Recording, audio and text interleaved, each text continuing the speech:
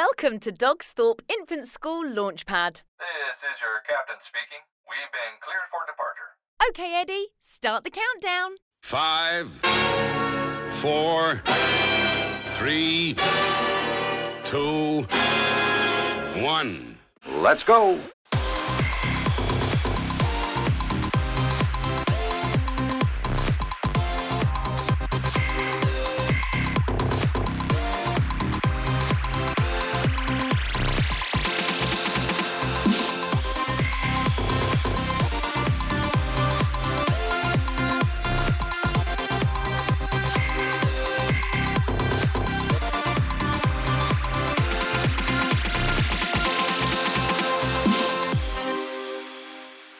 This podcast is brought to you by Eddie Edster, the Dogsthorpe Infant School Wellbeing Dog.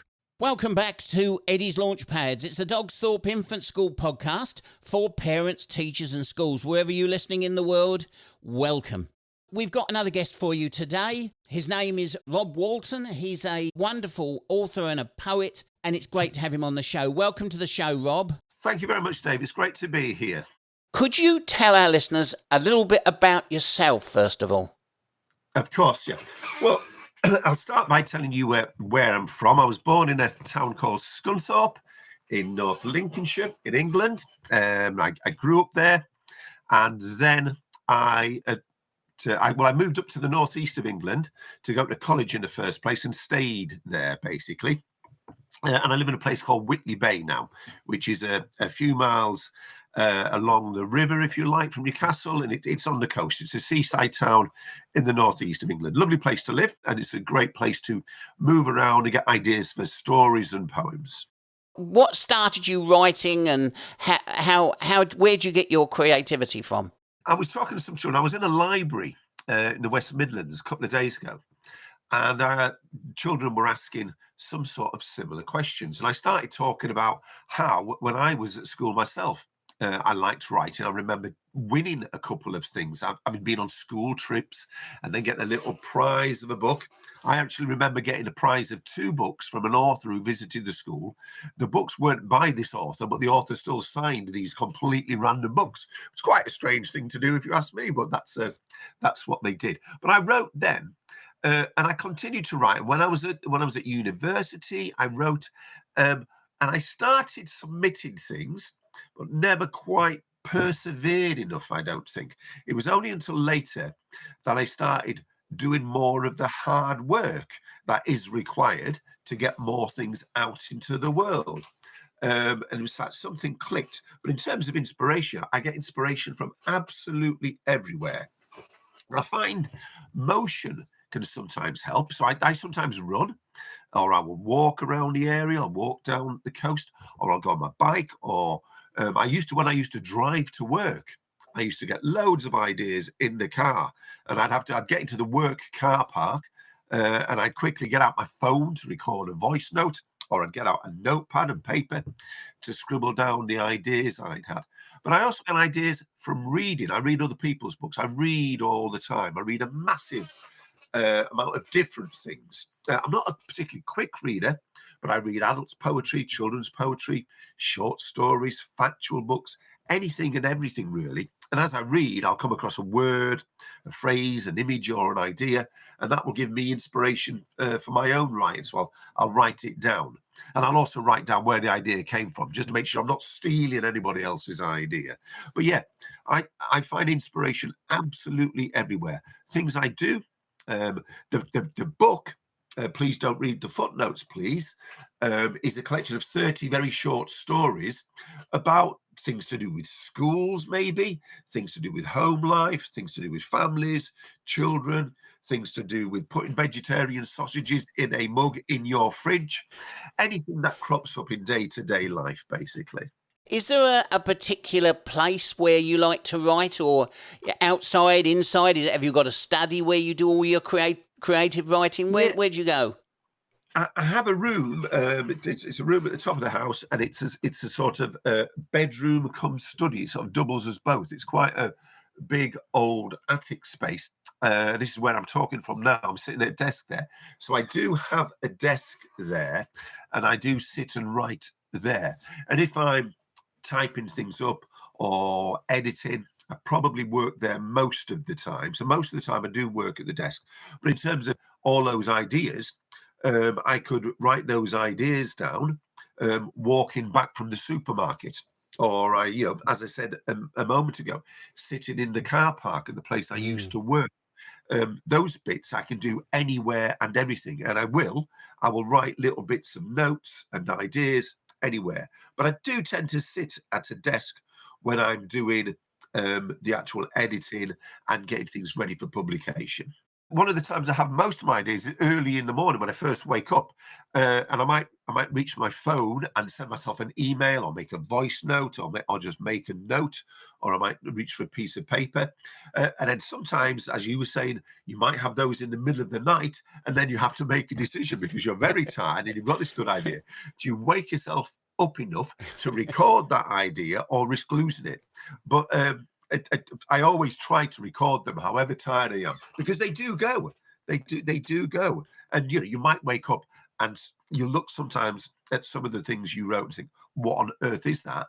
But once in a while, there will be something which is very good and something that you can use. Yeah. Have you got something that a piece of poetry that you could share with us that's not too much of your book, of course, because we want people to buy the book, but have you got a little bit of poetry?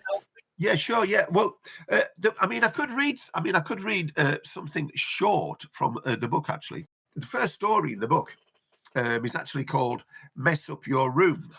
Okay, and when I introduce this to children, when I visit schools or libraries or festivals, I always ask if anyone has ever been told to tidy up their room. Obviously, they have.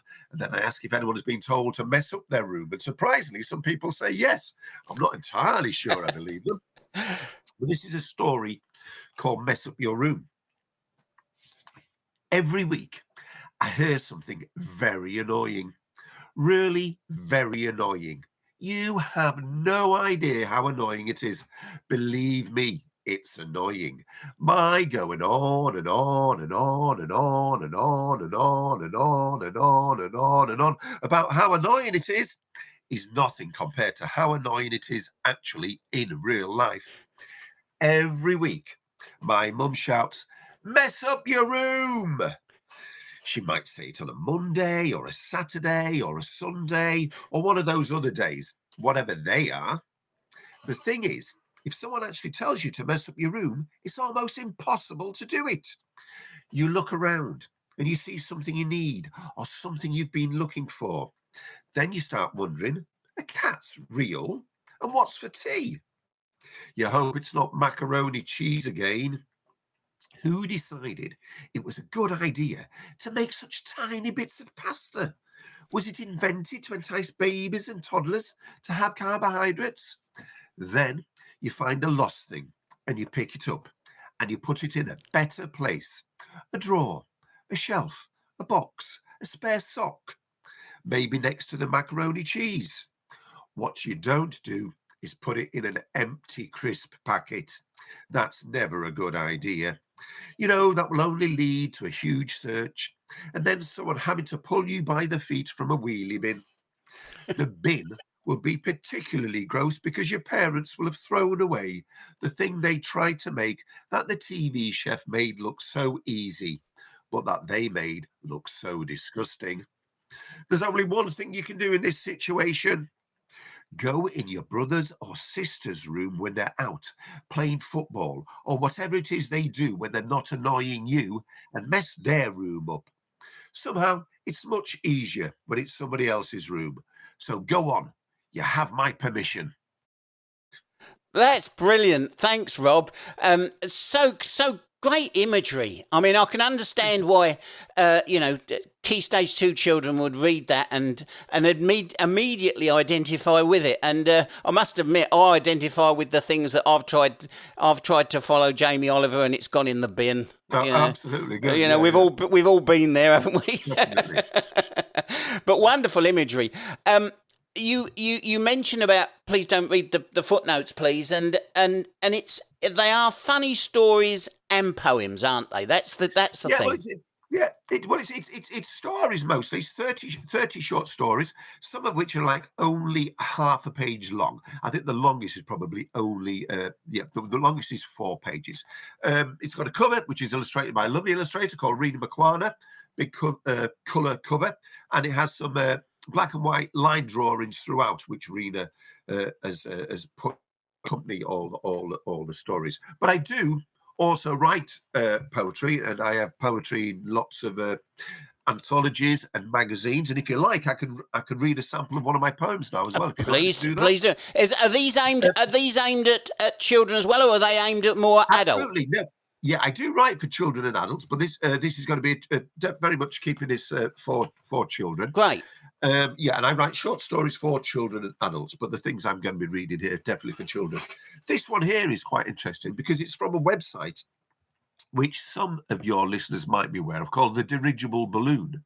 And The Dirigible Balloon is a great website set up by a former teacher called Jonathan Humble, and it has hundreds of poems from all sorts of writers, some very well-known writers such as Michael Rosen, some people who are just starting on their journey and finding their way in that sort of world.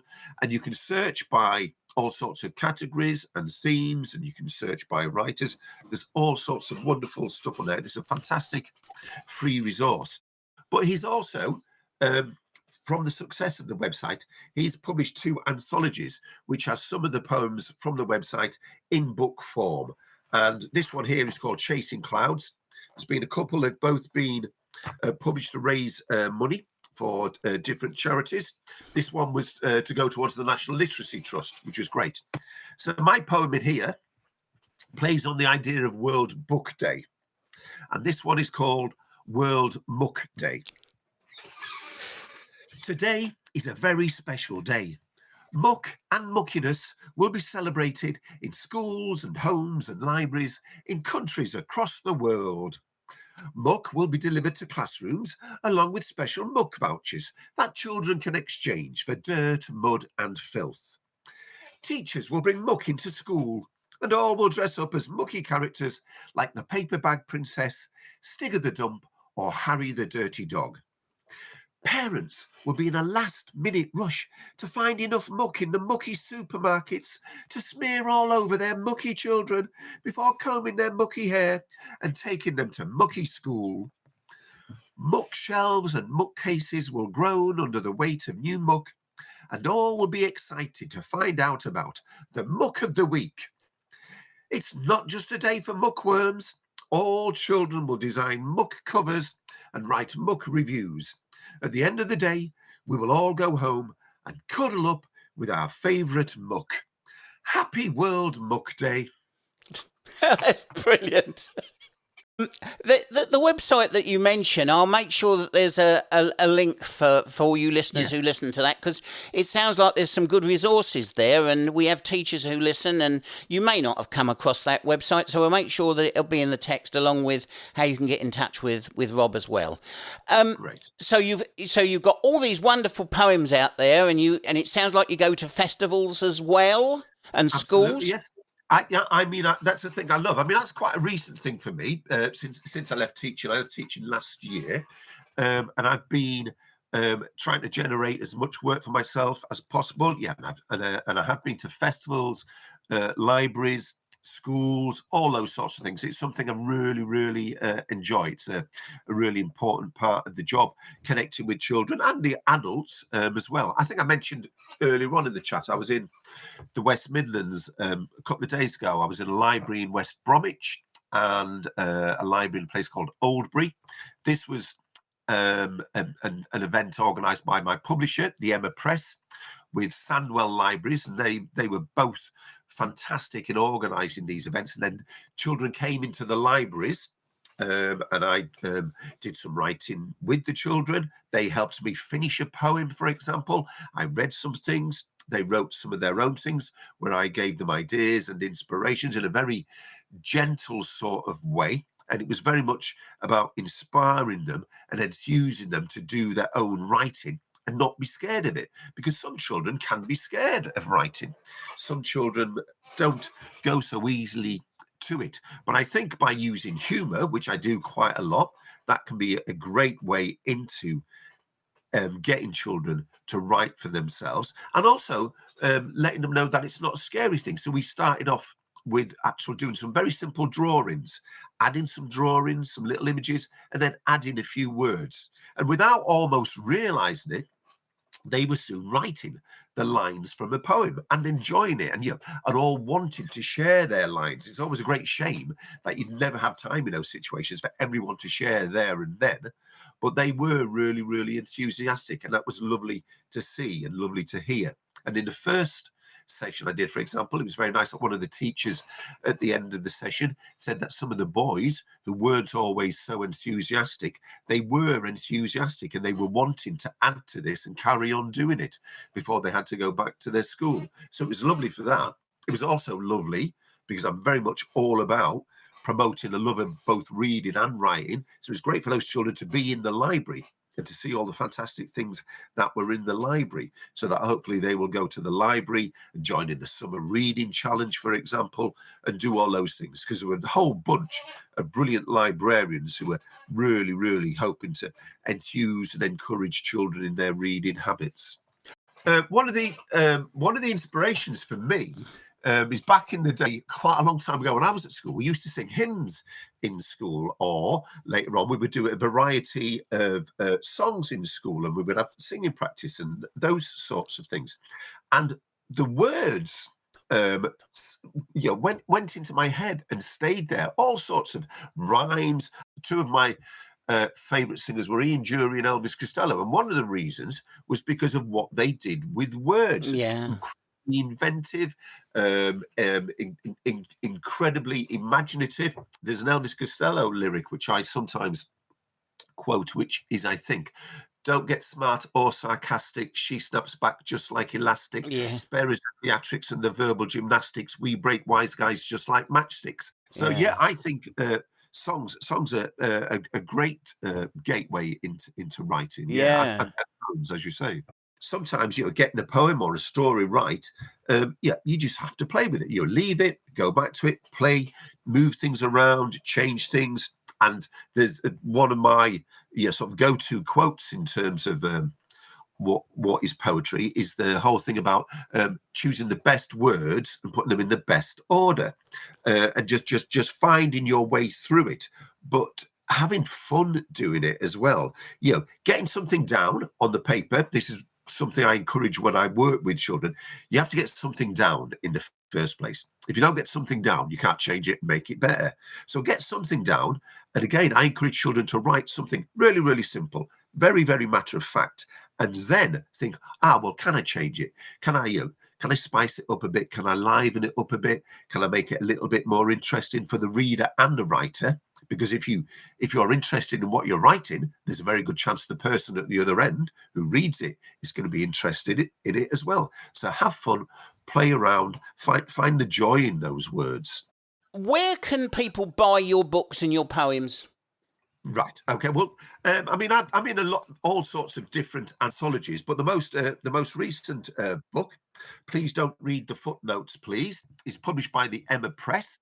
And you can buy it in various independent bookshops. You can buy it directly from the Emma Press if you look up the Emma Press online, or you could look up my website, which is simply Rob Walton Writer, and you could find my email. You could order a copy direct from me, which I'd be happy to send, to sign, to dedicate, and send. And you can also obviously get it from the big online retailers like Amazon or Waterstones and so on. That's brilliant. Folks, we'll make sure that all of those links that Rob's mentioned today are going to be in the text. So double click after you finish listening to the show, double click on the text, especially if you're going through our website, which is dogsthorpeinfants.org. If you go through that and double click on it, you'll open up the text, and you'll be just one click away from all these fantastic resources. And wonderful Rob. Rob, thank you for your time today. It's been Absolutely. Wonderful, fascinating talking to you. And if when you get a new book out, do come back on the show, because we'd love to have you back on the Launchpad, and we can continue our stories and our songs and our lyrics about how we can get children being creative when they write. You mentioned about going into schools. Obviously, you're based in the northeast, so Yes. so if that narrows the path down a bit. Do you do virtual? I do as well, but I'm also happy to travel. Yeah, the visits I made a couple of days ago were in the West Midlands. I've not so long ago done a festival in Derbyshire. I'm about to go to Hull, as well as doing things here. So I will travel, Okay. anywhere within reason. But yes, but I will also do virtual sessions. Absolutely. That's brilliant. Well, thanks for your time today, my friend. Don't be a stranger. You're always welcome on the Launchpad. Cheers. Thank you very much to you, Dave. Thanks to Eddie. Thanks to everyone out there. Thank you. And so another great episode is coming to an end. Thank you all for listening. Captain Dave and Eddie will be back again next week for another learning journey on the Dogsthorpe Infant School Launchpad.